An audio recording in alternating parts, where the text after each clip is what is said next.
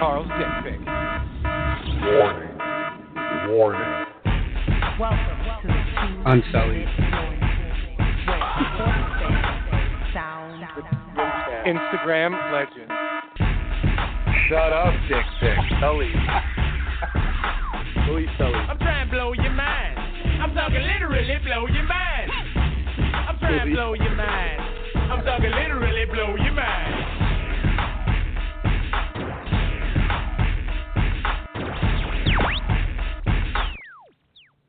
What's up, party people? Grab your remotes, take pictures of your dick. The gang's all here. We are back with the 39th episode of the Pride Rules podcast. I'm Carl. We got Chris, Omar, Tommy. Say what's up, gentlemen. Psych, nobody gives a shit. We got a big show ahead of you guys today. We are being joined by Mike Wacker, who has a big submission-only match versus Diego Lionheart Nightmare Sanchez, July 29th on the other side of the planet. Omar, where's that again? Costa Rica? No, yeah, he wishes. Everybody wishes. I would go if that was the case. Nova Scotia. Pick two. Nova Scotia. That was close. Yeah. Close. So, yeah, we are being joined by Mike a little bit later in the show. We're just going to knock out a couple things first. I'm pretty pumped for it as we've been plugging it for the past few weeks. I wanted to, get some eyes on it if we could. Omar, were you able to? We've been plugging it for the past 2 weeks. God knows where the fuck you've been. I mean, we've been plugging it for almost a month.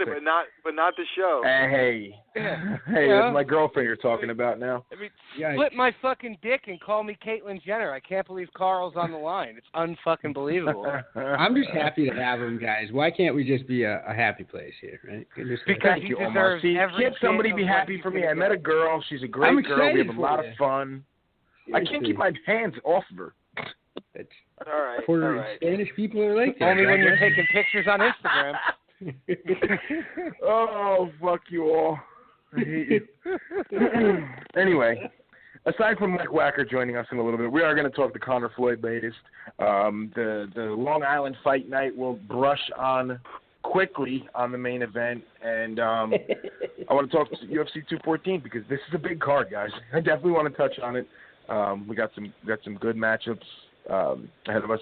I'm pretty pumped up to see Aljamain fight. Obviously, we interviewed Aljamain Sterling a couple weeks back, the number 8 ranked bantamweight. So we're obviously pulling for me. He's got to fight against Henry Brown. Big fight, definitely not a walk in the park, but I think you should fare well. I'm pulling for Mr. Sterling, the Funk Master. 140? What happened? It's at a catch weight, which is weird. Is it really? Why do you sound so far away, Tommy? You guys sound really low. I don't know. Maybe you need to turn up your volume, old man.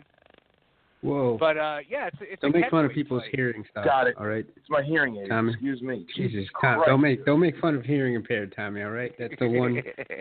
That and Jerry's kids. I can get behind both of those things. Listen. Right? I can still as get long it as up, we're that's not all making I care fun about. of any Iranians, that's all that matters. Hey, it's not Labor Day. Don't get me started. Before we get going into the podcast, just want to make sure everybody jumps out and checks out our website, www.priderulesmma.com, for all your latest. We got the link for the show up there. You obviously can find us on iTunes, Google Play, Libsyn. I'm not going to run through the whole thing. Anywhere you can find podcasts, you'll find us, which is great. Are we on SoundCloud yet, Omar? Yes, we are. We're on SoundCloud. We are. Big move. Big moment there. I didn't even realize. Nice. So, check us out. Make sure you join the 2-Minute Warning group on Facebook. Just search 2-Minute Warning. Also like our page. Search 2MW Pride Rules. And follow us on Twitter and Instagram at Pride_Rules2MW. All right, guys. I kind of want to jump into it real quick. I do want to talk Conor Floyd real quick with the C.J. Watson thing.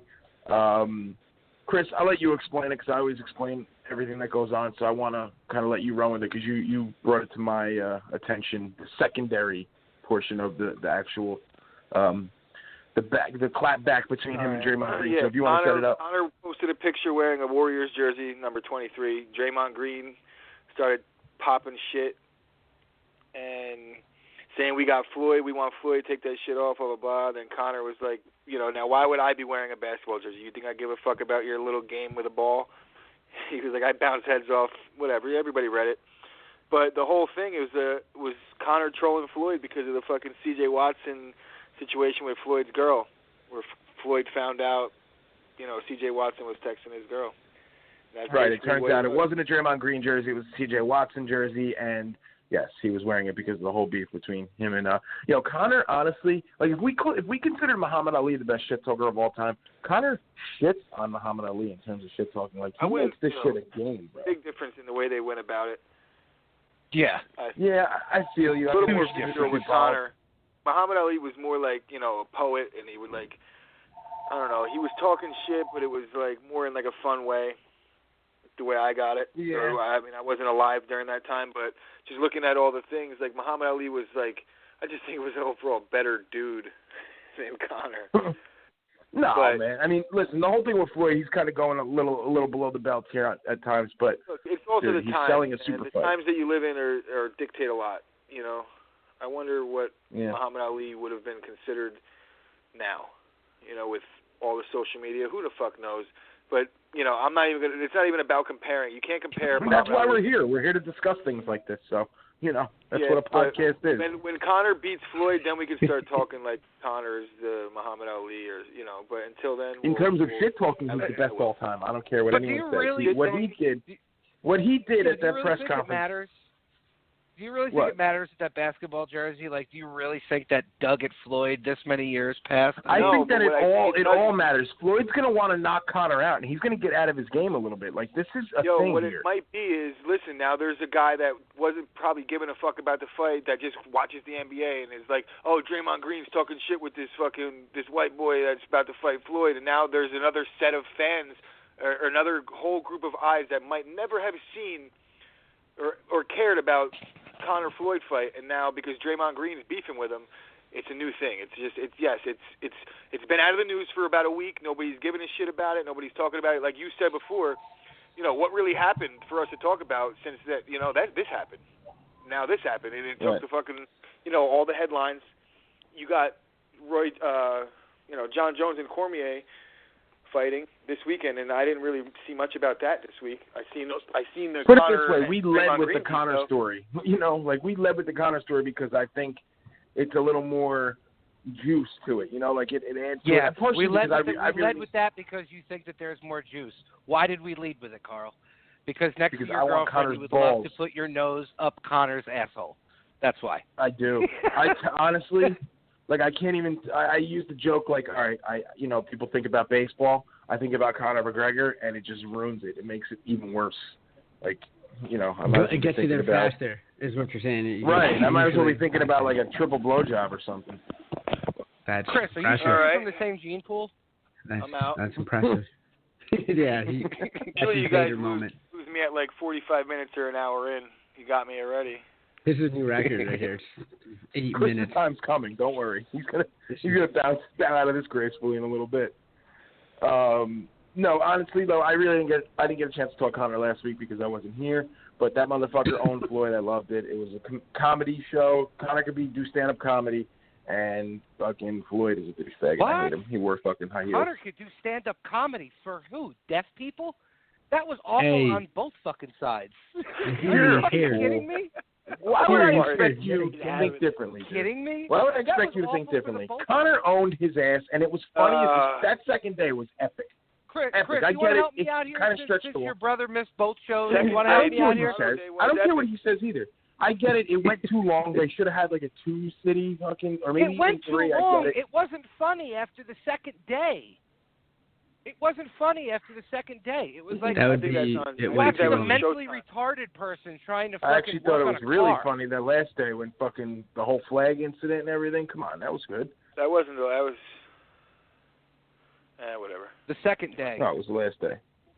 Whatever. He's walking over to Floyd, rubbing his bald head and shit. Like, come on, bro. He got in his head there. He got in his head. I don't care what anyone says. Floyd's allowing Conor to sell the whole fight. The night of the weigh-ins for it to be effective, I think, because there's going to be enough time for Floyd to settle down and not really give a fuck what happened on the press tour. Yeah, but hear me out. Doesn't at one point your pride start to get in the way? Your pride gets in the way, and you want to knock him out. You're not going to be that like technical of a boxer because you feel like you don't have to be against Conor because he's not a boxer. You might not take him seriously at first, and then you want to knock him out, so you come you start to do things out of your own element, and then boom, you expose yourself to that left cross. I don't expect Floyd to take much chances early. Maybe. No, absolutely not. It's gonna be I feel like Floyd, if he gets comfortable and he starts feeling like, all right, I can box this dude up, he might start getting a little confident and take some chances later. But early on, he's gonna just bitch out and right. do what Floyd does. He's gonna run. And Fourth people round. say, oh, fuck running. Yeah, he runs. He doesn't he doesn't fight anybody. And holds. Yeah. But I think that might be a dangerous game to play with Conor holding, man. Like, what's he gonna do? Throw him? I think that fucking that everybody's like, oh, he's not used to fighting a boxer. Well, Floyd's not used to fighting a guy that takes the angles that Conor's gonna take. There's going to be other things that he hasn't seen as well. It might be detrimental in the long run for Conor, but it also might be the angle that he needs. Who the fuck knows? Well, it also helps Conor that he's working with Paulie because, Malignaggi was a champ. He's a good guy. So what's the news now? Malignaggi's joining Conor's camp? Is that what it is? Yeah, no, he's joined. They sparred Thursday. Right.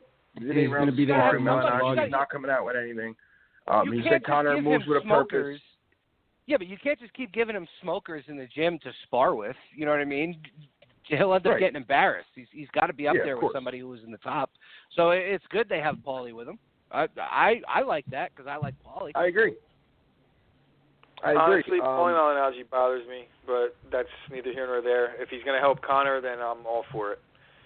Right. It has nothing to do with his skill or him bothering you is totally irrelevant to the boxing world. It's more of an analyst. It's more of an analyst hatred. No, it's completely irrelevant. But that's who you think you're talking to right now, bro? Oh, gee, I don't know. Elaborate. We're here. We're doing a fucking audio show, and you're half thoughting it, and no one wants to hear that. That's what we're here for. So speak. Anyway.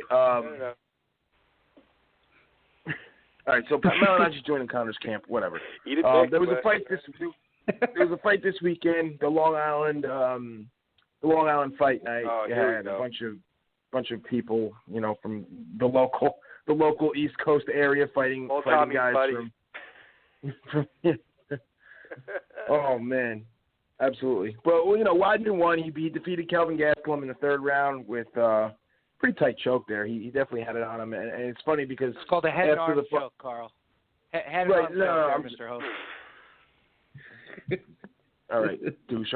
My main point here, which I was trying to get to, who cares about the fucking submission? Because he goes and calls out fucking Bisping afterwards, and Bisping's like, bro, you haven't save this. I want to hear Tommy talk about why he doesn't deserve hate, so then I could school him on why he does. Because I know Tommy. What's wrong with Kelvin Gastelum? Time out. Wait, real quick. What about Kelvin Gastelum's eyebrows?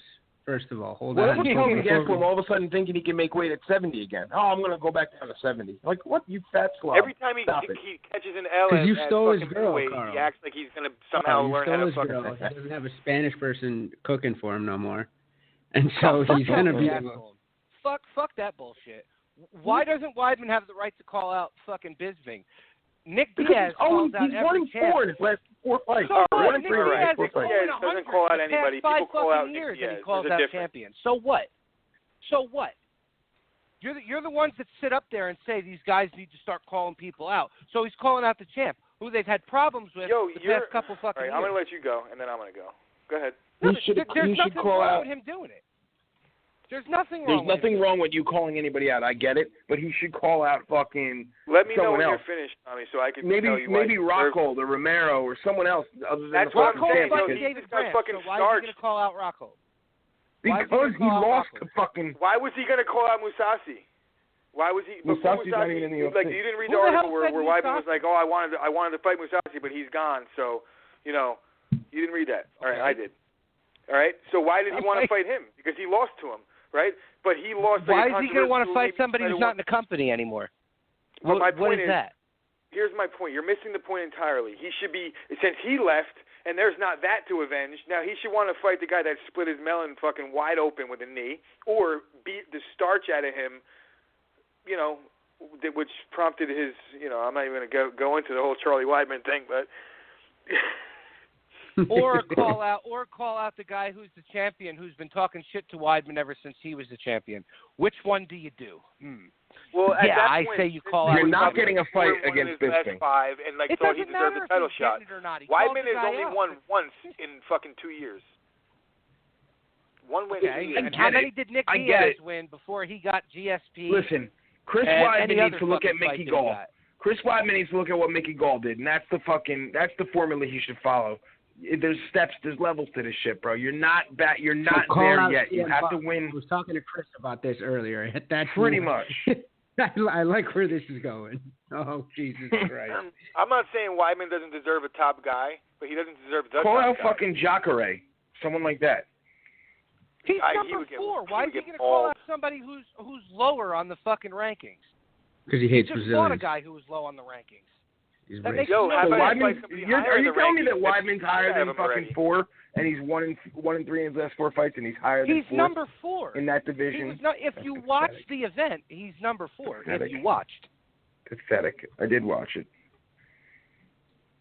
Oh, he beat like a fucking. He beat a guy who's not even in that fucking weight class. He's a fat slob. He barely can make weight anywhere he goes, and he's fucking. He thinks he's a world beater now. That's the only thing that bothers me. Kelvin's a legit fucking guy. I'll give him that. He's a fucking. Kelvin is fat not an shit. easy out. He was cracking Weidman. He hit him fucking. He had him hurt. I think a little bit. Yeah, he caught him, but still. Yeah, the Weidman's last 10 tough seconds dude. of the first I'm round. not saying that Weidman's not a great fighter. I'm not saying he's not top 5 in the world at his weight.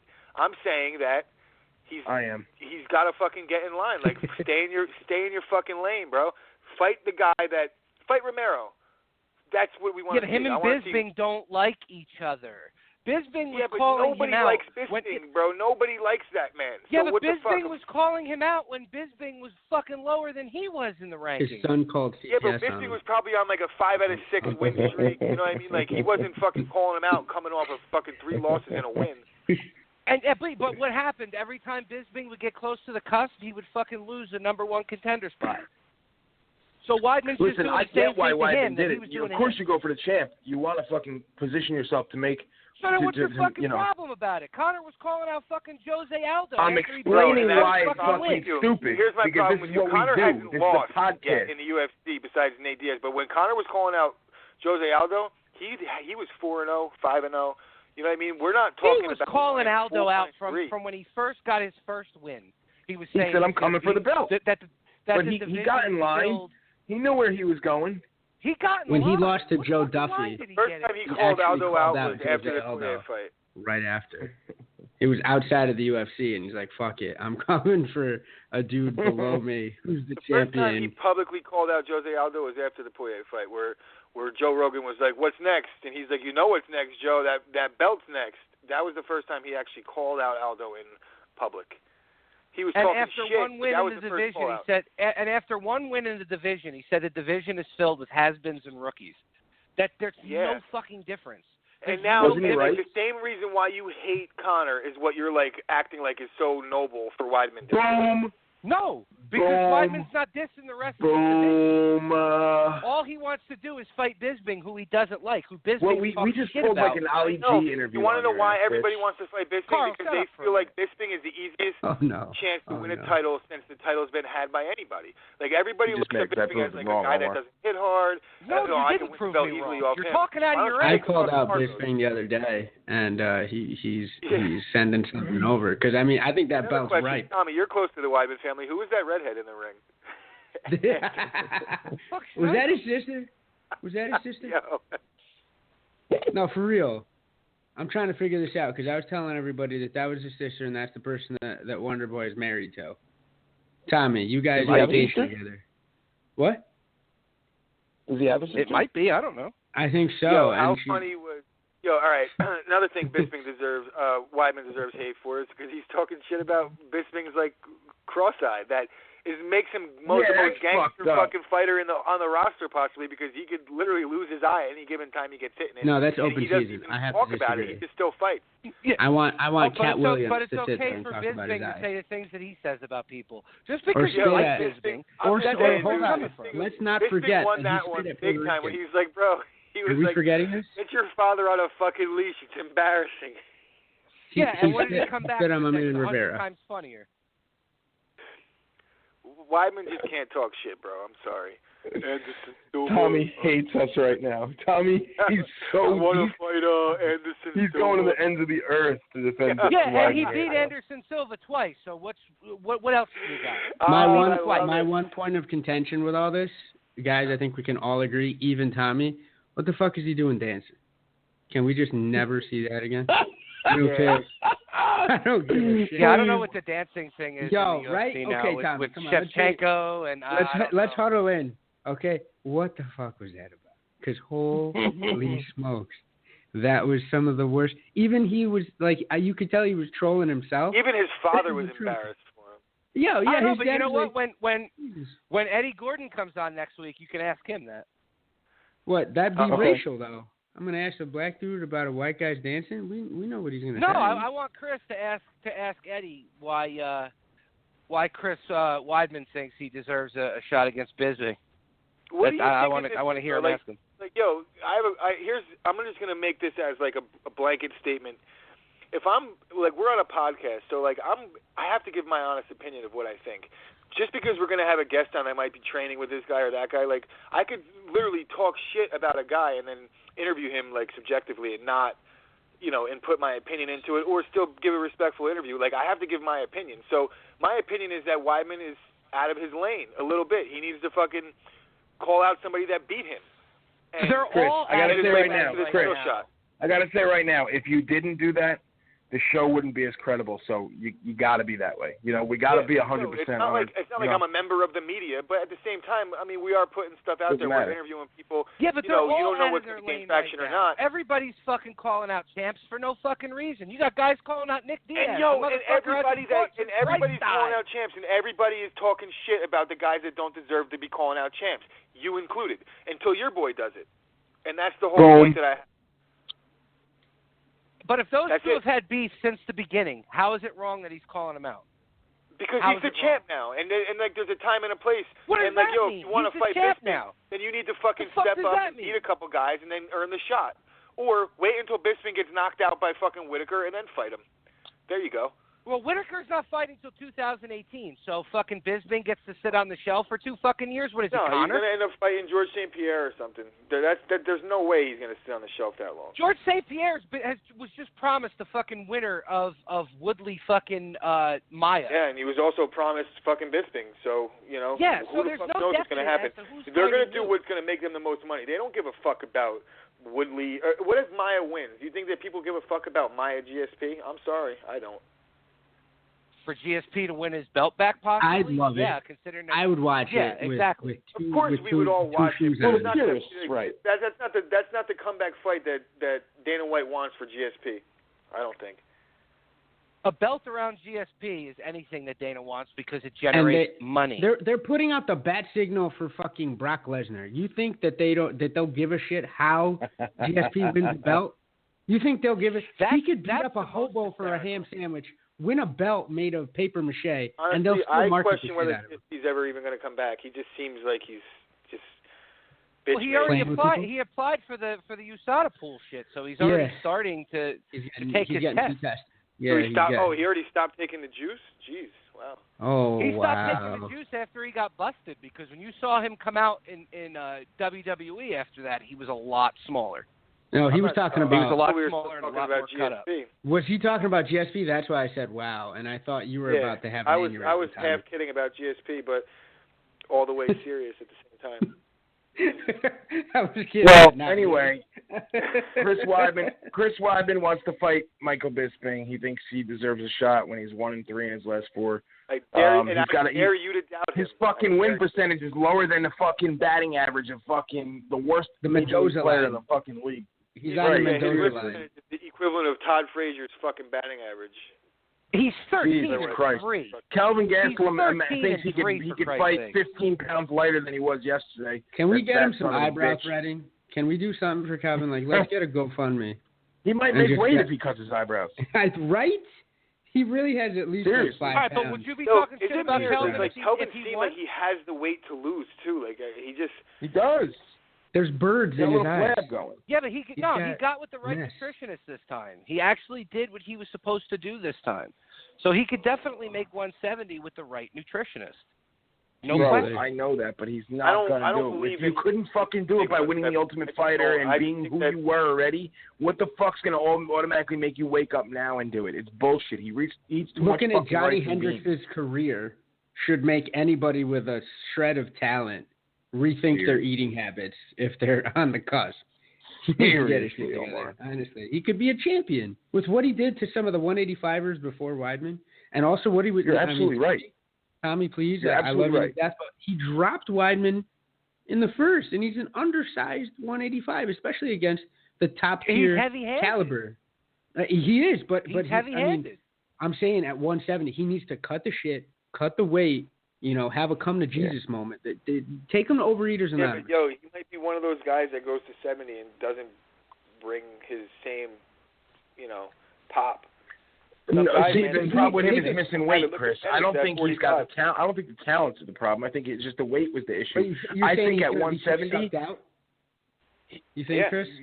Right. That's basically what he's saying. But I honestly think that 170, if he does it the right way, he could be a problem there. Like he could take 6 months off there for a little bit and actually loses mass as opposed to just water weight. There's something. Right. If he doesn't just try to do it real quick. There's something to he actually gets his body type that is clearly like. I'm not looking at a 185-pound fighter, but he is that. He might be packing a universal remote. You never know. It might be too much. It might be too much. Like he can control the sound system. I hate you. He can control the VCR. He's got three-way remote. The Panasonic. Yeah, man. I'm telling you. I mean, the good thing with him is he's young. He's still so young. So maybe he learned the error of his ways. You know what I mean? But then conversely, does that mean he's going to grow? Because if he's young and he still does, that like. No. Hey, I didn't even realize. There is puberty and. I mean that's the one big plus on his side is he's young. He's young and he's got a ton of talent. So if he goes back to 170, he could definitely make some noise. He's got so much room to grow. He does. Yeah. He's got that turtleneck. I think that I would love to see Jorge Masvidal and fucking Kelvin fight. That would be a good fight. Be a good fight. Phenomenal. Anyway, I do want to get into 214 before we got Mike calling in, so I want to discuss that. We can talk about the potential matchups down the road. Absolutely, that's something that I would like to discuss. But we got a big card coming up this weekend. I really want to discuss it, guys. I feel like we owe our fans to talk about, especially the Jones Cormier fight. But there's 4 other good fights on that card. You got Maia versus Woodley, Cyborg versus Evinger, which I guess is a little less, but you got Cyborg fighting, so whatever. Lawler and Cerrone obviously was moved to this card because of the injury. They were supposed to fight on 213, so they got bumped to 214, so I'm looking forward to that.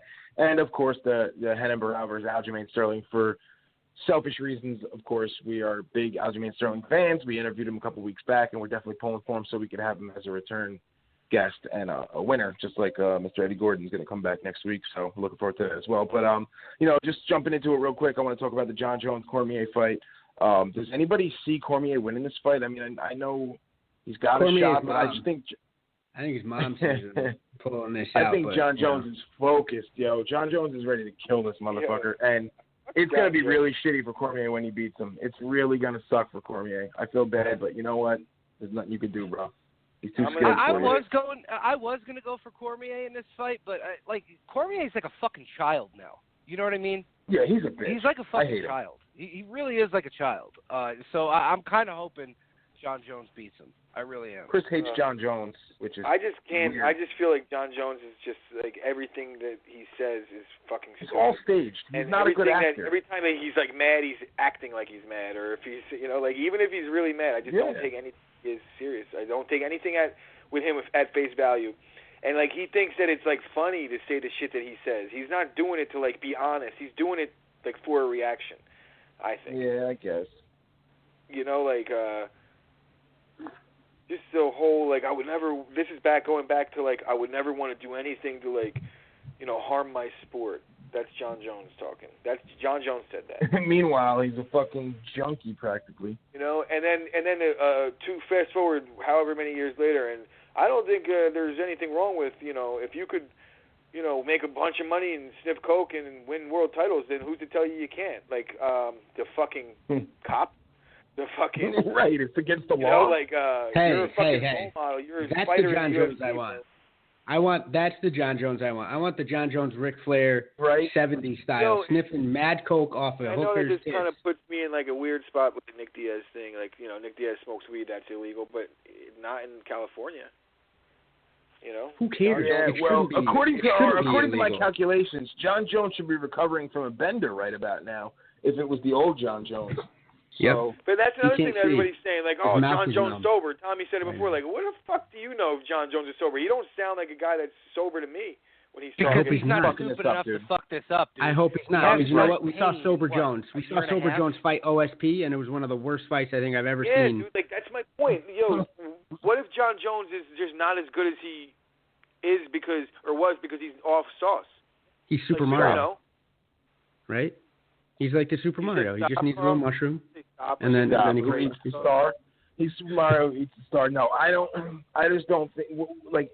I don't think that's the case. I think he's still too young. He's too freakishly big of an athlete. Talented. I just think I get it. even more so on the top of his game right now because of what Tommy said. Like, he's got too much to lose. This is like your last chance at the UFC. Like, look at fucking other guys who keep fucking up. They don't care. Dana's not going to, let you come back. He's a fucking drug addict. Wait, time out. I have no problem bagging on somebody, but I'm not going to bag on somebody who's, it's not like he was sucking dick for coke. You can't be, you can't be a coke addict anymore, dude. You're missing my point. Yes, you can. But you're missing my point. Really, can you? Chris, I'm with you on that one. Let's back it up. I mean, you can. I'm more or less saying, you can't. Can you really be a coke addict? What I'm saying is, his behavior that he acts with and that he makes his decisions with are all based off of a distorted reality. Like, that's John Jones. Gotcha. He doesn't fucking think. He's, too impulsive. If he decides that, I want to do coke, he's not thinking, of the consequence of it. That's what I say when I mean, he's a drug addict. He's not like...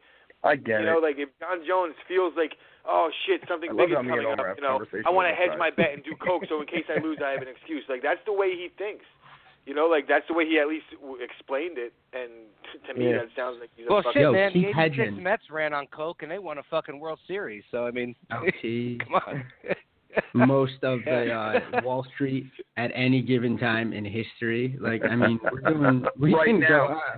Yeah, I'm just saying it's not good to coke that there's a lot of fucking no-hitter. A lot of questions that John Jones has one at to a time, answer on Saturday night. Diego a lot Maradona. of questions that need to be answered about John Jones. Should he win if it's the John Jones? Yeah, he should win if he's at his peak. But I don't know, man. He hasn't fought. He fought OSP. How long ago was that? Almost 2 years. Year and a half. Yeah. Year and a half ago, and then Not long enough. Before that, he was out for a while as well. He has been out of competition for a long time, and he's going in to fight the best right away. But you know what he found while he was out this year and a half? He found jiu-jitsu, 24/7 jiu-jitsu. Omar, I know you're backing me up on this. I'm 100% behind you. Chris understands. Choking I out. understand what jiu-jitsu might, but that might actually play a detriment into his game. Being that John Jones really didn't need to fix much about his fight game. Hold on. Adding tools Chris, is going to take away from a tactician. If he goes in with a game plan of all right, I'm going to fucking choke this guy out or I'm going to submit this guy instead of taking it maybe where the fight should be standing. I get that, but then you'd have to be an idiot. You're just taking it in a vacuum. You're saying he can't adapt no matter what happens. He's going to keep going for that choke. Yeah, it's good to improve, but... Chris, I know what you're saying. I think you got a little ahead of yourself. Speaking of jiu-jitsu. There's not enough time to explain my point, but whatever. I think we have Mr. Mike Wacker on the line. Mike, you there? What's up, guys? Yeah, I'm here. Hey! What's up, Mike? What's up there, guys? Second-degree black belt. Professor Mike Wacker is going to be facing off against a lot more of Diego Sanchez than we originally bargained for. I'll let him get into the P's and Q's of that part of the situation, but it's going to be at Chokes by the Ocean, held by Cat Clarke. The event, the series is a Submission Series Pro. Great, not Costa Rica, although I know Mike wishes it was probably down in Costa Rica, but it's up in Nova Scotia. How you feel, Mike? I'm feeling great. I'm ready to go. I'm excited. I'm excited. Mike, let me just ask you something. This is Carl. I'm kind of like the main host here. I run the ship. Main host hasn't showed up for 2 weeks. I walk these drones through every week. Oh. That's basically what I do here. Okay. How did this fight come about? Like, how did you get this? Because it seems pretty high profile. I think it's great for your gym, and it would be a great notch into your belt if you could have any success and then beat him. That would be amazing for you, I would assume, right? Oh, of course. How did this come about? Well, funny story is, I was sitting on the beach and I was on vacation. And I was like, I feel like competing again. And I was talking to my wife, and all of a sudden, I'm scrolling through Facebook because, of course, you can't be on vacation without social media, and computer in your hand. So I'm scrolling through Facebook, and there was a post about, who wants to fight Benson Henderson in the Sub-Series Pro circuit. And I was like, all right. I was like, I'll take it. So I had my guys go on there and, post. They're like, who should do it? So I had everybody post, my name on there. So it kept going and kept going. And, so I ended up getting in touch with Cat Clarke, and he was like, dude, you're on the list, definitely, So, but it ended up being Diego instead of Benson. And, the rest is history. Now, the match is Saturday. That's huge. Now, Benson would have been good because you just could have armbarred him because it's obvious he doesn't know how to get out of an armbar. As a black belt in jiu-jitsu. That's awesome. No, Benson's awesome. Actually, Benson does really well in IBJJF tournaments, and he puts the gi on. I have a lot of respect for his jiu-jitsu. He's actually really good. So I'm a Frankie fan, dude. So I'm not a Benson Henderson fan. He's a Frankie cocksucker. I just threw up. He hates what's up with the Koreans. traveling here? When are you traveling to Costa Rica, beautiful Costa Rica? When do you leave? Nova Scotia. I no, know. I'm going to Canada. You keep saying it. I'm not going to, but it's I'm going to be leaving Thursday night. I'll be getting in Friday morning. Weigh-ins. Well, I guess the weigh-ins. The weigh-ins are Friday night. Weigh-ins, Mike? Weigh-ins? What happened? Weigh-ins Friday night, and then Saturday is the match. So I'm assuming there's something with the weight here. Yeah, is there something going on? I want to let you explain that. It was originally supposed to be at 155 pounds. That's what we agreed to. But due to injury or something like that, I guess he can't make the weight limit. So it's he's going to be walking in at around 175. So that's a big. It is what it is, man. I can't control it. Hey, I can't. One thing that I can say is that I can't control what other people do. I can only control what I do. I know that, I'm in good shape, but I'm naturally a featherweight. So, my natural walking around weight is about 162, 163. And I'm actually a little bit lighter than that right now, but that just means I'm in shape. So, you can sit around and I can bitch about, weight difference and all this other stuff, but, at the end of the day, no one's really going to give a crap. So, it's either you put your money where your mouth is and you do what you need to do, or you can just sit and bitch about it, So, I'm not going to sit and bitch about it. Now, let me ask you a question. Are you doing anything to meet him halfway in a way, or are you just going to kind of go about your business in terms of your nutrition and, you're not, loading up, are you? Just try to, pack on a couple more pounds? No. I worry about that slowing you down, you know what I'm saying? It's kind of foolish at that point. No, I'm eating the same way that I was before, just with a few more calories involved. Before I had to drop a little bit of weight, so I was eating really clean, but now I've just added in a bunch more calories, so this way I'm a little bit happier during the day instead of miserable. Right. So it's not really a big that's another way to look at it. You don't have to cut weight. You go in there. No, I'm going to be comfortable. I'll be comfortable. So. But you know what? That's the good thing. But that's the good thing with jiu-jitsu is, weight, it means something, but in a lot of aspects it doesn't. That's why they have those absolute divisions in all those grappling tournaments where you could be given 40 pounds on a guy and the little guy still. I guarantee you've never live rolled at the end of a practice and been like, wait, how much do you weigh? You're too heavy. You're 10 pounds heavier than me. I'm not. Yeah, totally not Mike either. That's our fearless leader. Our fearless leader, Tricia, wants to know, why don't they just throw the dude in the sauna for a couple days and let him lose his weight in there? I mean, come on. It makes sense to me. That's what I'm saying. Have him do some push-ups in the sauna and lose the weight here. Keep a solo cup next to you and fill it with spit. Jesus. Yeah, I don't know, man. I don't know. I guess he had an injury. He can't cut the weight. It is what it is. There's nothing I can do. There's nothing I can do about it. Like I said, the only thing I can control is the way I can compete and the way I walk into the mat. And, I'm focused on the match, not about, what weight he's walking in at. I'm focused on, walking in there, being confident in myself and my abilities, and regardless of the weight, I'm 100% confident that I'm going to come out, victorious, because otherwise, why even compete? So. Of course. And it's a huge opportunity. You're not going to let 10 pounds squander an opportunity like this for yourself and for the gym and for, just Diego, man. That's huge. Yeah, absolutely. Everyone that's watched MMA in the last 15 years has seen a Diego war. Right, that dude brings it. I mean, you guys aren't no striking, but still, this guy's going to bring it. He's going to be fully ready. So I guess that would help motivate me if I was going against somebody like that. You're going to get his best or whatever he can. I wonder his if he's best gonna that he go, could bring. Crazy, like he usually does it, like the way. Right? Is he going to stare into you like all like weird with his breathing, like a friggin' weirdo? What do you got? For like anti-cross moves? Mike. Right, I'm thinking like him and Clay Guida, that fight, like when they were staring at each other before the fight. Like, can you imagine he's doing that in like this friggin' submission only? Oh my God, what a Mike's not gonna play that. I don't think Mike's got anything. No, I don't think so either. So I was laughing. That's not really my style. I don't know what hey, listen, you prepare for it. You go with the flow, man. I'm just focused on jiu-jitsu. Whatever he does. I just, let's just have the match and let's go. So I love it. Are you finally gonna celebrate birthday time after the win? Do you think? Because I know you had to put it off. Celebrate this a lot weekend. of things after it's over. So birthday celebration, some more family time. Getting up at 7:00 in the morning and starting your day just with a workout. And going on from there and not really coming home until 10:00 at night. There's a lot of things. I think afterwards I just kind of take a week and just dedicate it to family, and then you get right back on the horse and you keep going.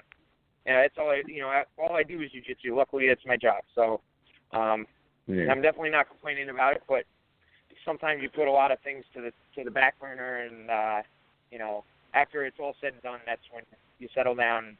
I'll actually have a beer, so that would be nice. I think I want to have a beer after everything's done, regardless of the outcome. A beer. That's what he's eating so clean right now. It's pretty crazy. So like a beer. Are you going to keep trying to compete after this, like to try and get into EBI or anything like that? Mm-hmm. Yeah. No, I'd love to keep competing. I've had a lot of injuries within the last year or so. So I had surgery on my arm, and this is my first one back. After that, it's fully healed, feel great. But before that, I was competing a lot. I did a bunch of tournaments before, so I plan on keep competing after. No big deal. It's fun. Anytime I go to a tournament and I go coach, I still get that rush. So if I still get that rush every time I go to a tournament, that means it's not time to stop yet. Right. Mike, how old are you? Do you mind me asking? 31. Oh, okay. How long have you been, training at the level you're at now? How long has it been? I guess describe, your history, I guess, if you want to let the listeners know where you come from. Yeah, I've been doing jiu-jitsu for 19 years now. It's what I've chosen to do. So I've been a black belt since I was 22. Had my own school since I was 17. So it's what I've dedicated my whole entire life to. So right. It's something that I enjoy doing. It's a passion of mine. And, you're constantly learning. There's always something new to learn in jiu-jitsu. I feel like it's always evolving. There's always something different to learn. Even my students will come in and be like, Coach, come over here. Let me show you something that I learned yesterday. Like wherever they went and trained. And, I could even learn from them. So it's pretty cool. My main training partners are really my students now. So, it's amazing. But, so it's been 19 years, and I plan on doing it for the rest of my life. That's great. Did you get to Henzo's at all? Yeah. Did you get to go to Henzo's at all? Did you get to go to Henzo's at all during all this? No, I haven't went to Henzo's, no. I have been focusing mostly, I like to stick to, the guys that I'm comfortable with, my normal training partners, and, I have a good camp behind me. I have a lot of guys, I compete at a really high level at black belt. Abu Dhabi qualifiers. I have a guy that's won Pan Am at black belt, no gi. So all those guys have been getting me ready.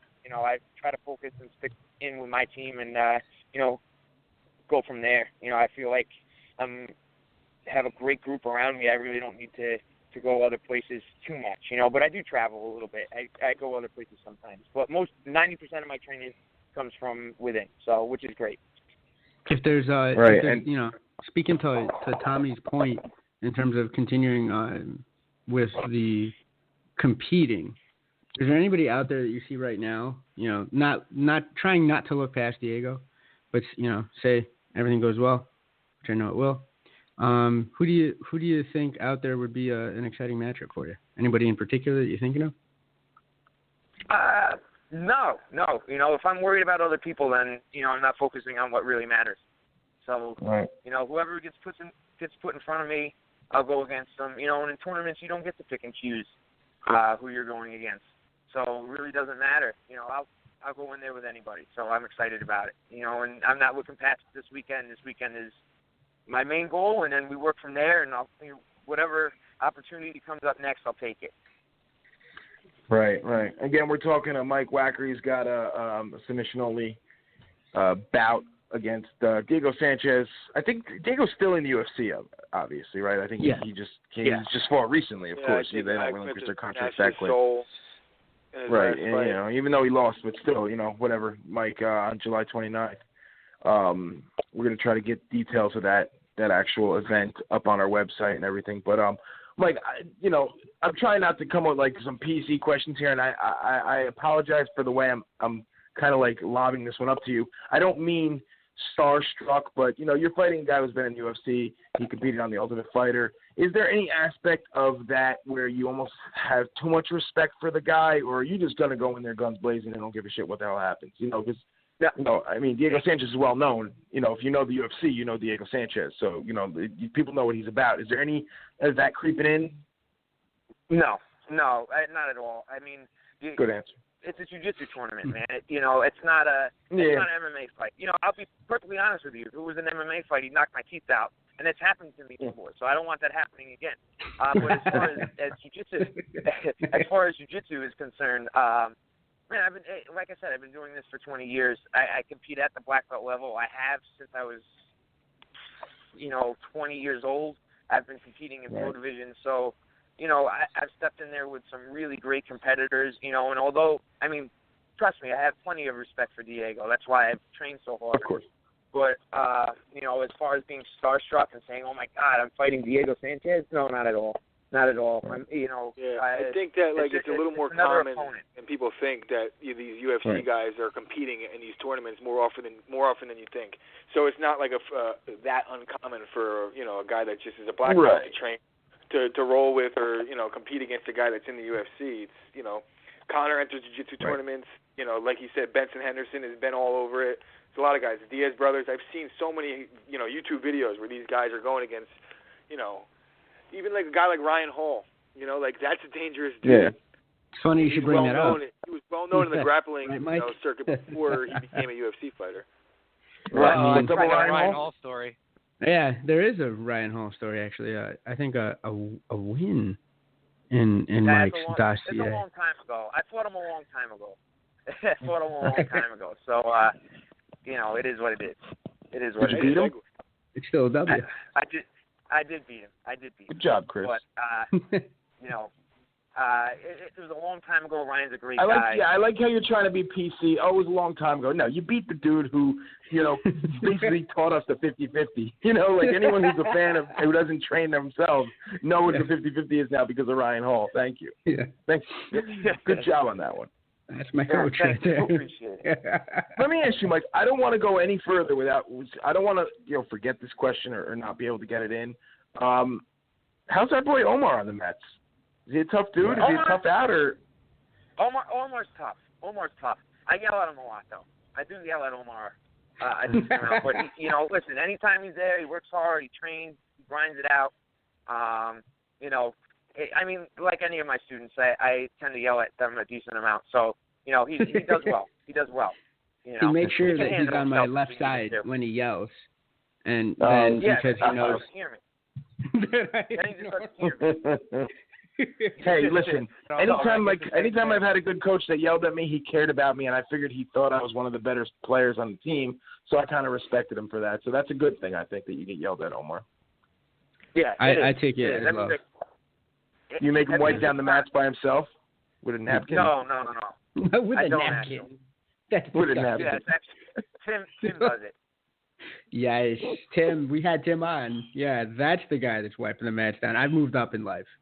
I'm not quite. Nice.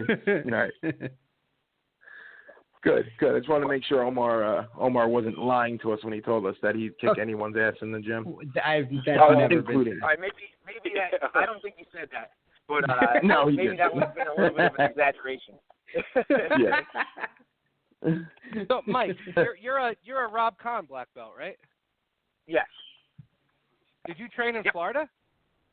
I went down to Florida quite a few times. Yes. So were you there when Shane Prim was there? Yes. I've met Shane before. Yes. Nice. Yeah, super nice Carl, guy. do you know who Shane Prim is? Carl, do yes. you know who he is? Yeah, you sure? These guys they try to bust my ass a little bit because they surround themselves with MMA news their entire lives. Meanwhile, I just know everything about every sport. I stick to the overall knowledge. So there might be a couple names that slipped through the cracks for me in the early days when I had a life. There's nothing like Tommy trying to call someone out on air. Right? What the fuck is wrong with you? It's pretty. Tommy, funny. you know Conor McGregor is? Like, what's he supposed to say? No. Oh, you got me on that one. Way to use my cut to set him up, too. More than I do about MMA. So it's okay, man. I understand about that. Football's. It's all right. Tommy's a son of a bitch. He's pissed off because I drag him through this podcast on a leash. Tommy's the guy that would rather have Todd Frazier at third base than A-Rod. Oh, my yes, God. I would. Absolutely. Yeah, I like dude. cheaters. So, Mike, is there any social media that you want to plug? Is there, get the gym, anything? You got an Instagram page? And I mean, listen, if you're interested in learning some sick jiu-jitsu, of course, follow us on Instagram at Black Hole BJJ. Also, subscribe to our YouTube channel, also Black Hole JJ. We're on Facebook. You can follow our gym link there. Give us a like. You keep up to date with what our school's doing, and of course, you could friend request me on Facebook. I'm there as well. But our school's always competing. We do really well. I put out some instructional videos, so give us a like, follow us, and I'm sure you won't be disappointed. So definitely continue to post your stuff. I pretty much tag. I don't think I've done it so much anymore, but back months ago I was tagging your gym in every post that I posted on Instagram for our show. I do apologize. I kind of thought it was Omar's Instagram page, and then I realized that it wasn't. I was like, oh shit, he's gonna hate me now, this guy. Not at all. So you probably it's okay. It's okay. Not a problem, man. Not a problem. Right. So it's I think I started doing it again recently. So. Right, it's good. It's good pub. Get your name out there. That's fine. Yeah, you have my permission. Go ahead, tag us away. It's okay. No big deal. He's like, do it. Come on, man. Exactly. Please. It's not a bad thing. Exactly. I don't know if you want to tell Carl that, dude. I really don't. Yeah, you might. You might get more tags than more than you bit off. Sometimes he's a little dangerous on the IG. I'm just, I'll watch it though. I'm the guy who's watching. Mike, I accidentally posted a dick pic and it was up for 44 minutes. It's fucking mortifying. What do you want me to do? Yeah, I'm glad he didn't tag us. It was terrible. Yo, this man is owning it though. Like I can't believe the ownership he's taking of this dick pic. What am I supposed to do? Everyone knows. People that I don't even realize are on Instagram. They know it. You were hacked. You can say whatever the fuck you want. I was hacked. Wasn't even me. Shit. I'm telling you. Whatever. But hopefully you got some good publicity from the dick pic, man, or, it'd be a little rough. Yeah, my girlfriend went up and talked to my mom 5 minutes later about it. Mom saw it. Yeah. There's nothing good is coming from your mother informing you that you need to go check your Instagram. That's never a good conversation. Yeah, never. Ever to have. But, listen, we're going to continue to plug your gym, of course. I want to try to get a link or something to can we view this match? Yes. Is it I got going to be live link. stream? For sure, yeah. Oh, you do? It's going to be on pay-per-view. Perfect. Yep. I'll make sure we share that out there. We'll definitely get some eyes on it for you. And of course, we'll all pull it for you. On the job. He'll provide the link. Absolutely. Right. Mike, thanks for your time, man. I don't want to keep you forever. I know you got things to do. It's getting late in the day here. I know you got to rest up. You're getting down to the nitty gritty here, but really appreciate your time. And listen, man, I hope it's after a big win, but we'd like to have you back on, afterwards to discuss this match, even if it's for 10 minutes, just to talk about your experience over there and let us know how it went from a first-hand perspective. Oh, absolutely. Absolutely. I'd love to be back on. Thanks for having me, guys. Great. Absolutely. No problem. Thanks, I'll just have Omar talk to you. Thanks, Mike. Thanks a lot, Anytime, Mike. guys. Take care. Take it easy. All right, take it easy. Good dude. I can't believe he's only 31. Right. Yo, right. He's been in the game Decorated. for quite a long time. I'm telling you, he beat Ryan. Jesus, he wasn't kidding. It was a while ago. But it's just a testament to this guy's been doing the damn thing forever. Dude, when he said 19, I'm like, holy shit, this guy right? He's only me 31, and he's been in the game. He's 19 years. He was one of those he's probably doing jiu-jitsu longer than Diego has. No, for real. Seriously, it's one of those weird things where it's like, how you see guys like Rory McDonald. Oh, they're coming up, they're training everything. He was one of those odd guys back in the day, and he'll say it this way too, so it's no disrespect. He's one of those odd guys that was just doing jiu-jitsu in middle school, but back in the 90s. You know what I mean? When there was one person in the entire neighborhood doing it. Thing where Faber was you need to get weird about things, and Ryan Hall's weird about jiu-jitsu. No, that's why Tommy mentioned Florida. Tommy mentioned Florida, and that was a big deal because back then, getting the type of instruction that you needed, to get nasty, you had to travel like that. It wasn't like it is today. I mean, Tommy will attest to that. That was when they were you out of school. If you went to a dojo or a fucking, they would fuck you up until you earned their respect. They didn't want you there. Back then. A Rob Kahn black belt. That's a big black belt. Yeah. No, and good work on that, Tommy. I know you whatever journalistic research you did right there, that was good. Tommy, you were that's the big black, and then I cringed for a second. Whenever Tommy talks, I get nervous. No. I've always known who Rob Kahn was. Yeah, dude. To be honest, I looked up Rob Kahn after watching that season of The Ultimate Fighter. All those such years a ago with big Shane black Prim. belt. Yep, I know. He's like, shut up and trying to talk here. What about Rob Kahn in The Ultimate Fighter? Well, Shane Prim, who I was talking about, was on The Ultimate Fighter with Frank Mir and Nogueira. And absolutely. When Shane Prim was talking about Rob Kahn, I had looked up Rob Kahn back then. The dude's fucking official. Dude's crazy. Rob Kahn is I love him. Yeah. I love him to death, but everybody that's ever hung out with him, I'll tell you. Ergo, Mike's probably official. August, actually. I think he might be coming up because we have a big round of black belt promotions in August. Mm-hmm. He might. It's like the barbecue, the yearly, and he does come up for a seminar. Next time he's up for a seminar, period. Even if it's not in August, I'll bend his ear. I'll get him on here. Dude, fuck that. He lives in Florida. Just get in contact with him. We're on the same goddamn time zone. Just see if he'll come on. Omar, definitely keep in touch with Mike. I want to have him back on after the fight. Maybe a week or whatever after, just to discuss what his experience was. Omar, I'm definitely curious. You fucking 3 times a week. No, about our show. He said keep in touch with the guy that's your coach. Any chance I get, I throw shit. I love it though. That's the biggest. You guys got him to actually compliment me, which I might cry about when we're off air. I've never heard him say yo. He was just Omar's being nice on air, Omar. I think he was. Class, he's gonna destroy you. He's gonna be like. I'm not gonna lie, Omar. I'm curious. I know he wasn't gonna trash you on air, but I'm definitely curious. I'm legitimately asking him, hey, is this guy good or is he a fucking pushover? Put it like this, Carl, for your, anybody that trains jiu-jitsu consistently for an extended period of time will fuck up the average dude. Of course, but I was asking a black belt for 20 years. Yeah, so, you don't have to be a black belt to be a bad dude in the street. And then the jiu-jitsu room is different. Obviously, you're rolling with a black belt, you're going to get hemmed up. Doesn't matter. That's just it. But if Omar's been training jiu-jitsu for a long time, he's going to choke you right out. That's just going to happen if you engage is what's going to happen, guaranteed. Yeah, the average guy is nothing. Once you get on the ground, that's it. I love how Trisha's talking on the friggin' message board. Like, make sure you tell Mike about the remote control and the dick pic. Like, Jesus, Trisha, you really? You too, Trisha? Jesus. Oh, you deserve every bit. You deserve every bit of everything that you get. I do.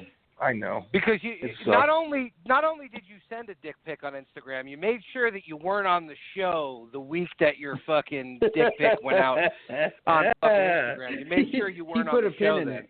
He put a sweet pin in that. I love it. That was slick. He thought I know they're going to make fun of me, so I can't come on air. I know they're going to destroy me on air. Well, he also had other things occupying his mind. I'm not going to hate on that at all. Like, God bless you. Oh, I definitely was.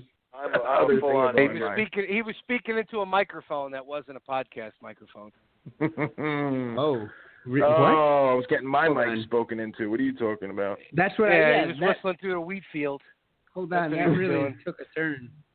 Okay. He's a bushman of the Kalahari. Oh, you really went for the oh God, the Sopranos. Yeah. Jesus Christ. One thing I know about the Kalahari is Survivor Man did an episode there once, and he had to leave early because he fucking couldn't hang at night. It was Uncle June had people night. killed for that. All right, so I wouldn't press Carl too much on. Well, I'm in Sterling, Virginia. Come find me. Nobody can. I don't think they can find you to Wappingers Falls, Virginia, Parlin. We're all over the globe here. By globe, I mean East Coast. Yeah, the only part that matters. Come on, guys. Interstate. Yeah. Anyway, within a few hours of each other. Right. So, I don't know. I'm looking forward to the fight this weekend. We really don't got much more, so we're going to definitely cut it short. But, you know, it is what it is. I'm really looking forward to the Maya Woodley fight. I think Woodley's going to probably beat him, but I think it might be just like a boring decision. God, I don't think he's gonna. I think we're gonna see the best Damian Maia that we've seen in a while. I think honestly, Woodley's underestimating him. Personally, I don't know about that. I'm right there with a lot of press. Chris. I'm right there. I know that he's doing a lot of press recently, and I don't know if that's gonna like have a detrimental effect on his preparation. I think that talked shit about Woodley in a long time. Woodley's in the school of thought where like he can't be submitted because he's like. You know, like you think you're getting my back. Like, yeah, I do think he's getting your back at least once. Right. So, we'll see. I don't know. Maya's a Masvidal prepped Chris, for it, and he still had trouble. Chris, do you think he'll backpack Woodley like he did Masvidal? I don't know. I think that I'm not going to say that he can't do that to anybody until I see them stop it. You know, like you could go into. I mean, like, Chris Weidman beat Damian Maia when Damian Maia was in full fight shape and Chris was sunken in, losing 32 pounds in 10 days. So how did I know? How did I know that this was we were going to take a turn for the Maia Weidman? I could smell it. You're such a fucking bitch, bro. But in terms of that performance though, vintage Weidman, I have to say, like, and I was telling Tommy this the other day, that was tremendous. That's up there for me as one of like my most clutch performances because of the weight cut. That cut was absolutely horrendous. It probably would have killed a Brazilian. Yeah, that's just insane. And it's not like he's What are you talking about? Remember when he subbed in for subbed in, that's a bad word, but when he went in for somebody dropped out of a Maia fight and they tapped him to come down and fight it. I believe was it 170? No, it was still 185, but he just cut like 32 pounds in 10 days and then grapple fucked the shit out of Damian Maia. They just gave it to him. That for me, that's when I was like, I was just saying. I'm just saying that, you know, Maia is probably just a welterweight, and that's the reason. Oh boy. Yikes. Jesus. Anyway. So what you're telling me is you had a 220-pound man out wrestle a 170-pounder? Good job. That's so vile. Christopher, that's just, oh, God. I'm just taking my usual approach here. Well, it's because, you know, you picked Anderson Silva to win a Legends bracket against Renzo Gracie and fucking Sakuraba. Watch fucking Vanderlei Silva beat the starch out of Sakuraba like 6 times in one fucking punch. With the same logic, though, that was a 300-pound man fighting basically a pumped-up 180-pounder. But it doesn't matter because it's not. You're talking about 300-pound Sakuraba with that gut, right? Stop it! You stop it right now! Don't you be talking about the GOAT that way, no, all right? But I'm just Fuck saying, he looks like a middle-aged Asian man, and you're telling me that he's going to beat Anderson Silva in his prime. Fuck out of here with that. Easily. Anyway, Cyborg's going to beat the fucking ever-loving shit out of Evinger and probably pull out her dick and piss on her. Does anybody even care about that fight? Honestly, does anybody care about that fight? I care about human beings and her safety. I can tell you who cares about that fight. Your girl from Jency, she's all over Evinger, but Evinger's going to get the fucking brakes beat off her like she just fought Fallon Fox. It's right up there. It really is. I don't everybody's trying to say, hey, Evinger's tough, Evinger's this, and you know what? I give it to him. But all that tells me is, hey, that fighter's got heart. You know what that tells me? Evinger's really good at getting hit. Right. She has no heart. Jesus. She wants out Evinger's really good at getting hit, and Cyborg's good at hitting people. So it's going to be interesting. That's a great matchup, huh? You know what? I hope we're all wrong. I hope Cyborg does lose because I wouldn't be upset if she was just gone. Do you believe in flat Earth as well, Tommy? Like, are you up there on that? No. That's honestly one of my favorite Nick Diaz moments is when he told Cyborg, "Fuck you, bitch!" Like after he choked out or armbarred her husband, her ex-husband. That was tremendous. That really was. Who she was obviously a better fider than. But I love how she took her husband's nickname and made it better. Right? That's right. Like that's it. That's Wonder Woman. That's Brazilian Wonder Woman for my money. Should we be calling them husband or should it just be partner? Probably life partner. Yes. Life partner is fine, which is okay. We're a very inclusive show. I wanted to reel the show back in, but I don't think so. I'm just going to go here. Jesus, but who thinks beat the living shit out of me? But that's why it's great that we're on a show and not face to face. 100%. So you know what? I guess my jiu-jitsu isn't that good because I think Cyborg would beat me up too. I'm not gonna lie to you guys. I think. Well, I think her dick is bigger than yours too, but that's besides. Do you remember when Rousey Cyborg was a thing? Oh my God! I think I'll do you one better. Which I've said this before. Do you remember when Rousey Mayweather was a thing? Cyborg beats Mayweather. Now, do you remember though? Ronda Rousey was beating up Floyd Mayweather too. Oh, I know, but I'm amending Conor that. McGregor can't, but Ronda Rousey could 2 years ago. The same people that were saying Ronda Rousey would beat up Floyd Mayweather. But see, this is where you're wrong. In an MMA fight, yes, she'll beat Floyd. No, she wouldn't. In MMA, she will. No, she wouldn't. Floyd she couldn't beat Holly Holm in an MMA fight. She couldn't fight. Holly She could beat Holly Holm. Holly can't stop a double her leg. fucking face off. Bro, but the punch did the damage, not the kick. The kick finished it, but the punch knocked her down. It doesn't matter. She will beat Floyd in an MMA Ronda fight. is a stiff, all right? She has no footwork. I think CM Punk Tommy, you're wiling. will beat Floyd in an MMA fight. Who's that? Wiling. CM Punk? CM Did Punk you say will beat Floyd in MMA. Yo. CM Punk. This is wild business. You know what I mean? Now. It's too complete. Like you're talking takedowns as opposed to just straight standing and boxing. Yo, we're talking about a Floyd Mayweather is not going to just go fight Ronda Rousey in MMA and not learn how to defend a takedown. First of all, does Ronda even have a double leg? I don't think I've ever seen it. Bro, you're talking about learn to defend a takedown. Do you know how many years it takes to perfect? Yo, no offense to ladies that are listening, but a fucking girl we're talking about. We're talking about a fist fight between a man and a woman. An Olympian. Exactly. Without a double leg and without a right hand or a left hand. All she's got is a fucking judo throw, and then what? When Floyd stands right back up. What does Floyd like to do? Time out. Oh, what Jesus. does Floyd Here like we go. to do? What does Floyd like to do? He likes to hold. Judo right? ain't shit, now, bro. I'm fucking denouncing judo altogether. He likes to hit women. Bro, he would hit her with a 6-piece. Her head has no head movement. She's just Tommy, walks he would into knock shit. her fucking head off. No, I don't think he would. I think if he went to clinch her, she would throw him. Just like Tommy, you said with Conor. suspended from the podcast. I hereby suspend you please. for 2 weeks. Oh, please. Fucking. If she got close, stop. if he got close to her, yes, she would try to do that hip toss, elbow bullshit that works that's MMA. against That's another MMA. chick. But he's gonna knock her out before that. Rousey gets fucking peppered on her way in. Like, dude, peppered with MMA gloves on. Hitting her in the face. Bro, all right, but hit you with yourself shots. said Floyd's not a knockout artist, so she could walk through those punches. Bro, he's fighting a woman that weighs like 30 pounds less than him. 20 pounds less than him. But you said Floyd's not a knockout artist, so how could he knock her out? Because she's a girl. He's hitting a female, bro. Oh. Okay. That's a female. Okay. The meme. Oh, fuck you.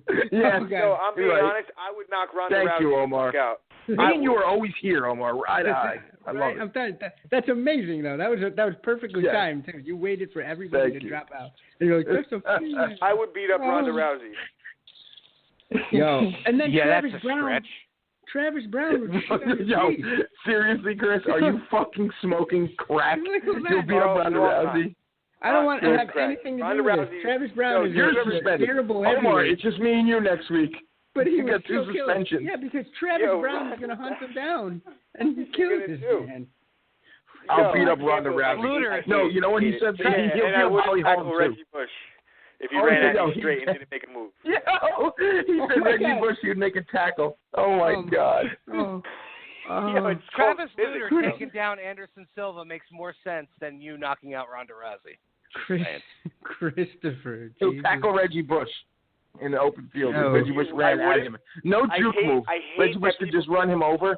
Chris thinks that he's going to tackle Reggie Bush. Reggie Bush is crushing him through the ground. This guy's got 1,000 yards in the NFL. That a couple years ago.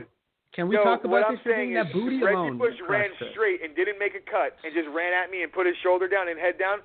I might get the worst of it, but he's going to get tackled. 100%. Chris, not even a fucking little bit. 100%. How much do you weigh, You're Chris? dying. I'm 190, like 185, 190. You're done. Reggie Bush No, has got me by 10 pounds. It's not like he's like huge. Chris, and you're like, he's got fat on you. Stop it. He's got no fat. You saw his like 30-pack. Chris is in a wheelchair on ESPN saying, Force I times tackled him. acceleration. Come Force on. equals mass times Chris, acceleration. The acceleration that he was getting. Bro, when two objects meet, he might get the best, but his legs are going to stop moving forward because I'm going to take his legs out. You're getting flattened. No, they're not going to stop. They keep chugging. He's an NFL running back. I don't have to fucking respect his cut. I don't have to respect anything. All I have to do is make a tackle. This isn't even an argument. It's just crazy. Hey, Chris, can you put me in touch with your weed dealer? Chris is dead. Holly Holm's going to break his neck. Ronda Rousey's going to fucking slam him on his back. And fucking Reggie Bush is going to run you over. Holly Holm and Ronda Rousey are different. Ronda's got no stand-up. She would get knocked out. Holly Holm would fucking kick me in the face. You have no stand-up. Yeah, he does. I'll tell you what, I got better stand-up than Ronda Rousey. That's a fucking damn fucking fact. Yo, let me tell you something. Chris' weed dealer would honestly make me want to lose my job to smoke the shit that he's smoking. Honestly, it would be so worth it losing my job to smoke what you're smoking. Yo, you hear that, buddy? You hear that, buddy? We got a new client, Tommy D. I'll give you his number later, Tommy. Okay. Oh, my God. Anyway, Lawler versus Cerrone is another big one that I'm definitely looking forward to. Those two are going to back it out. People are sleeping on that fight, aren't they, though? Like, what do you think? Yeah, definitely. Definitely. You know why? Because Reggie I think people are afraid it's not going to happen. What the fuck are you talking about? I think people are afraid it's not going to happen. That's what I think everybody's sleeping on it because they're afraid it's going to get called off again. Tommy? I haven't heard that once. No. I haven't heard one person say that. No, not at all. But it's been called off once before. This is the same guy that said that the Floyd-Conor fight wouldn't sell out Cowboy Stadium. Yo, I got a question. That's just my Conor hate. Didn't Reggie Bush not even play for the 49ers last year? Would you shut up about Reggie Bush? Yo, couldn't Chris, even get playing time on the squad. Sam Congato would still run you over. Stop it. This dude played for the NFL. That's a different story. You just said these guys are the best athletes in the world. Stop talking about it. He's running you the fuck Carl, over. Don't you see what he's doing? He's throwing in subliminal cheap plugs to his football podcast. That's all he's doing. He's talking about I would never be talking Reggie about Bush the not play 49ers or Reggie Bush, talking about the most amazing franchise in the history of all professional sports. The Yankees. What, the Dallas Cowboys? You're Raider fan, weirdo. No shit, but I'm just making fun of fucking Chris. You fucking the Dallas Cowboys. Guess what? Guess how many postseason wins we have in Dallas Cowboys' new stadium? 2. One the Super Bowl and one when we beat them in the playoffs last year. How many do they have? 0. In their own fucking stadium. Got him. We got Hey, did you win the Super Bowl last year? Oh, what an asshole. Did they? Did the Packers? Are you a Patriot fan now? Because unless you are, no. You better not say a fucking word. Did you? I'm an anti-Chris fan right now. Oh, my Lord. Weidman? You should have said something. We could have gotten along a long time. I'm still stuck on him taking down a full steam ahead Reggie Bush. I just don't There's no cut, Mark. He's not allowed to cut. He's not allowed to, juke or anything. That's run. even worse. Because no, it's not. It's just I trust the fact that he can't jump over me. He can't do shit. I just take his shins out, take his knees out. He's getting tackled. That's a fact. You're 100% dead. fact. All of you. He's lowering the boom on you. You might get a little lower than him. But he's flattening you into the earth. The only thing I'm doing for Reggie Bush in that situation is got flattened by Brandon Jacobs, but he still tackled him. I'm getting on my back. You're talking about Charles Woodson, you asshole. You're Chris Gucci. You're 40 years old, You're damn fucking straight. We're about an hour and 23 minutes into this. Can you please clip that and put what Chris said on 2-minute warning, because I just can't wait to see. Thank you. All of the comments. I don't care what anybody says. All right, and the only people that I care what they say is the people that agree with me. Clearly, obviously. He don't care what Reggie Bush says himself. Nobody's going to change my mind on the fact that I can't tackle any human being if they run at me straight. That's fucking crazy. I played football my whole life. I know how to tackle. His argument to this happening was Charles Woodson got ran over by Brandon Jacobs and still made the tackle. He's talking about the best defensive back in the history of the NFL. Thank you. Who has 70 pounds on Chris on a bad day. Who does? Chris, I am 220 Woodson's pounds, like 195. Reggie Bush would run me over with not at all. He was 195 in the 7th grade. Stop Charles it, all right? He's at least 225. Charles Woodson played cornerback. He ain't that big. He's like 6'1", 200 pounds tops. Oh, now it's at least 200. Bigger than that. I'm 200 pounds, bro. What the fuck? You're fat. 350. Chris, what do you bench press? Hold on a second. We can't talk about his dick pic and call him fat at the same time. I at least want to have him come back next week, guys. All right, I'm going to say that with a grain of salt or not, depending on how you want to look at fat. But whoa, okay. Well, shit, if Carl's fat, then I'm fucking obese. I thought he was going for the genetic link. I think he's going for the genetic link. Tommy, I appreciate the assistance. The best line of the podcast today was Tommy saying he was anti-Chris, and Chris saying, "Why didn't you tell me that a while ago? We could have been best friends." Like, what? The fuck? No, because I said, "Oh, Weidman? Oh, you should have told me that a long time ago," because he just said Chris. So Yeah. Anyway. I know why you're anti-Weidman, because he embarrassed Anderson Silva twice. First, he knocked him out, and he broke his leg. Silva. I'm just a fucking realist, bro. Yeah, you do. Yeah, I like Anderson Silva. You got the Brazilian flag right next to the fucking Irish flag. That's still got to be some of the worst, craziest slander I've ever heard you utter. Like, I respect your opinions 99% of the time, but that right there makes me think you got a touch of the downs. A little bit, in terms of saying. I've been doing, Omar, this has been going on for a decade now. A decade of me telling him that he's fucking crazy. I would have tackled him a decade ago, too. Mind you, Reggie was in his prime at the time, and he still thought he would do it. Oh, my God. I can't. I think he was 1 year out of USC. It's just a tackle. I'm not running him down, from I'm not catching him from behind and saving a touchdown. No, I'm you're catching him from behind, all right. Oh, he's totally drill. He runs at me, and I stand there and hit him in the legs, and that's it. All right, look, here's what I say to you guys. Great show. Make sure you get out and watch UFC 214 this weekend. It's going to be a fucking barn burner of all barn burners. Won't be as good as the Conor fight that fucking him and Floyd get into. But what Conor fight? Definitely not Ronda Rousey out. Chris will get his ass kicked by fucking every chick in the UFC. Wait, the Conor Floyd fight. Conor Floyd fight, what fight? Conor Alvarez, the 205 card, they're all fucking Conor. That's why. The Conor Floyd fight, that's still not going to happen? So. Go out in 2-minute warning group on Facebook. Just search up 2MW, 2-minute warning, whatever. Shout out to Trisha, Timmy, Sean, the guys over at Fury, Tim Bannery and Josh Shemkiss. I think they have Fogback on every once in a while, which is cool. Sean, big ups to you. Shout out to the gyms. We got Black Hole Jiu-Jitsu, Mike Wacker. Thank you very much for coming on again. Great interview. And, of course, we here at Pride Rules support you, as well as Madama Jiu-Jitsu. Big ups to you as well. And ADK Fightwear, adkfightwear.com. Make sure you get out there and check it out. If you guys need rash guards or anything, your competition ready, jiu-jitsu, apparel, and equipment, check it out. And make sure you check out our website. I love how you're completely fucking skipping the fact that we are now official fucking sponsors to a pro fighter at Ryzen in Japan. We are, and I want to discuss that actually. I want to discuss that actually. I forgot why you're not talking about that, because you weren't on the show when he was on. That's why. Oh, man. Because fucking five voices talking at once suck. That's anyway, what I got in my head. I do want to talk about that. Our logo for that those shorts should be the words Pride Rules Podcast. Like, I don't think anything else should go on the shorts except for that, because people won't even be able to read it. It's not legible, our logo. I think we should write out the words Pride Rules Podcast. Rain on the parade from the fucking from a distance. No, it's a great thing. Omar, you're the fucking man. Are you kidding me? That was amazing. When you told me that, I thought that was great. Carl, you just reminded me of my mother. Like, I thought I did a good thing, and then you said I fucked up somehow. I'm gonna. You know why? No, part of it. That's why.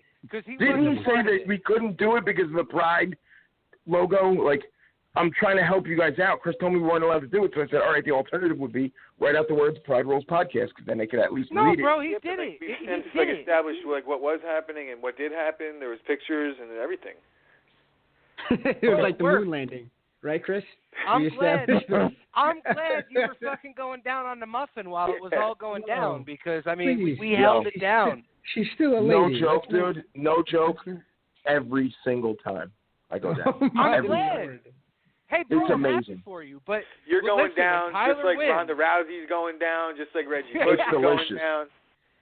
When Tyler wins and shouts out Pride Rules Podcast, just know you're not involved in that, because you were busy doing your own thing that night. I'm pretty sure you're going to be on suspension at that time, too, so you're not going to be involved in it either. You're on suspension, my too, so God. you stop Reggie Bush with your 150-pound ass. 150-pound ass. Listen, all I'm now saying we're is about Ronda Rousey again. Every single time.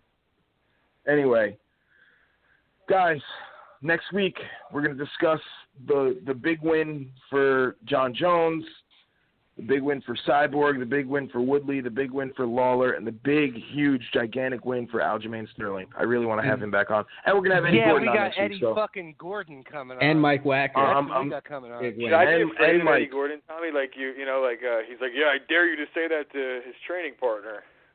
Like, I want you to next week off, or... I'm trying to end the show here, guys.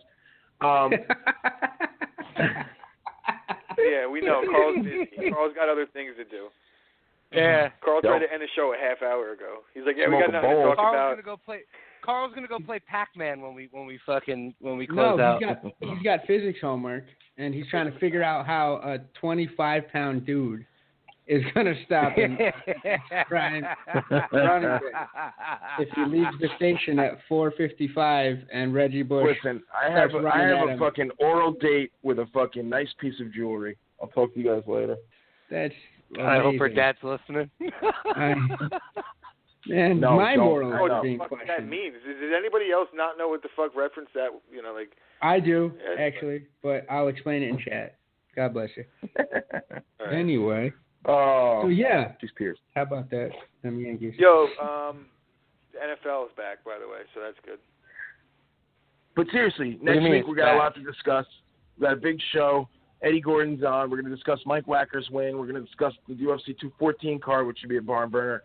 And as usual, we're going to have your regular shenanigans that we bring to you guys, which, Chris and Tommy hate each other. Me and Tommy hate each other. Omar and Tommy hate each other. There's a common denominator there. So hold on. No, Omar, is it flowgrappling.com where we can find it? You cut out, buddy. No, it's gonna be there's a specific link for I think he died or his tablet. Finishing strong. Yeah.